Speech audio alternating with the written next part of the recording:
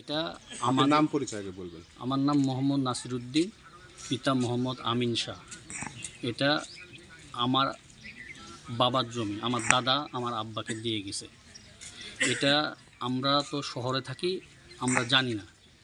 দিয়ে যখন আমরা আমার বাবা মারা যাওয়ার পর আমরা নাম জারি করতে যাই, তখন আমরা দেখি কে বা ইয়া করতেছে, খারিজে ফেলেছে, খারিজে ফেলেছে।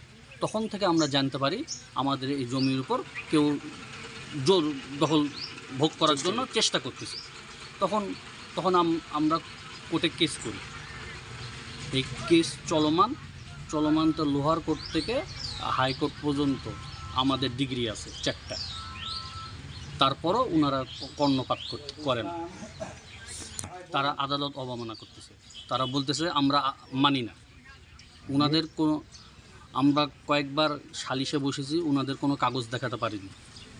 নিম্ন আদালতে আপনাদের রায়? জি, লোয়ার কোর্ট থেকে 4টা রায় আমাদের বর্তমানে। ধান এখন আমাদের সব কিছু আমরা ধান কাটার জন্য আমাদের বর্গাদারদেরকে বলেছি, ওনারা বাধা দিতেছে। এই জন্য একটা সুষ্ঠু একটা সমাধান চাইতেছি আপনাদের কাছে।